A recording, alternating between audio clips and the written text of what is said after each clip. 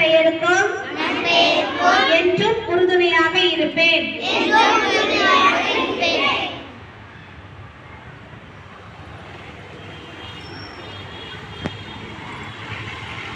தனித்திறன்களை வளர்த்துக் கொண்டு பிற மாணவர்களின் திறன்கள் வெளிப்பட ஊக்கமளிப்பேன்.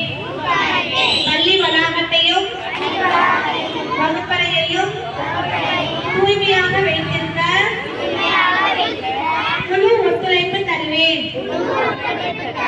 இயற்கையை பாதுகாப்பதிலும் பிறருக்கு உதவும் பண்பிலும் சிறந்து விளங்குவேன். அனைத்து மாணவர்களிடமும் அன்புடனும் சமத்துவத்துடனும் சகோதரத்துவத்துடனும் நடந்து கொள்வேன் என்று உளமாற உறுதி கூறுகிறேன்.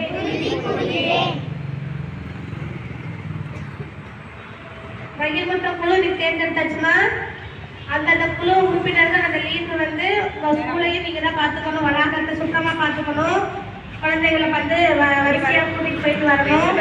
சரியா? அதெல்லாம் முறையா பார்த்துக்கோங்க. அதே மாதிரி நீட்டா வரணும்.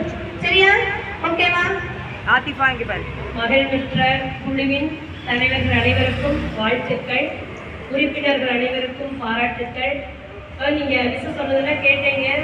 அதன்படி நம்ம பள்ளி வளாகம் தூய்மை, அதே போல கழிப்பிட பகுதிகள், தண்ணீர் வருதா, நம்ம எல்லாமே நம்ம ஸ்கூல் சார்ந்து என்னென்ன நம்ம மாணவர்களுக்கு தேவையோ, நமது பள்ளியினுடைய நலனுக்கு தேவையோ, நீங்க எல்லாருமே ஒத்துழைப்பு கொடுத்து நமது பள்ளியினுடைய வளர்ச்சிக்கு உறுதுணையா இருக்கணும்னு சொல்லிட்டு இந்த மகிழ்வுற்றம் பதவியேற்பு விழாவில் நான் உங்களை கேட்டுக்கொள்கின்றேன். சரியா? செய்வீங்களா? உறுதிமொழி எடுத்தாச்சு, அதன்படி நடப்போமா? சரி, வாழ்க வளமுடன்.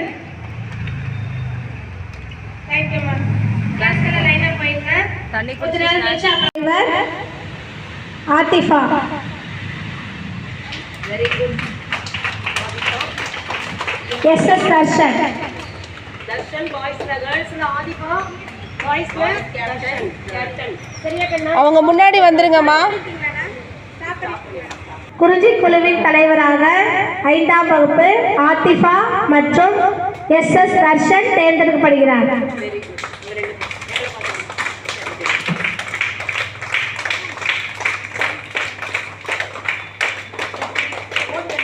அடுத்ததாக முல்லை குழுவின் தலைவராக திவ்யஸ்ரீ அஸ்வின் தேர்ந்தெடுக்கப்படுகிறார்கள்.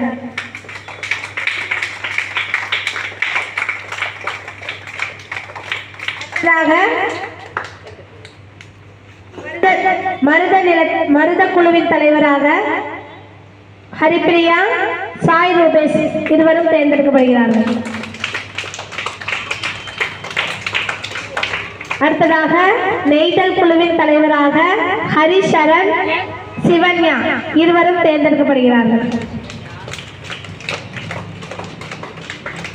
அடுத்ததாக பாலை நிலத்தின் தலைவராக நோபி ஹுசைன், அக்ஷயா ஸ்ரீ இருவரும் தேர்ந்தெடுக்கப்படுகிறார்கள்.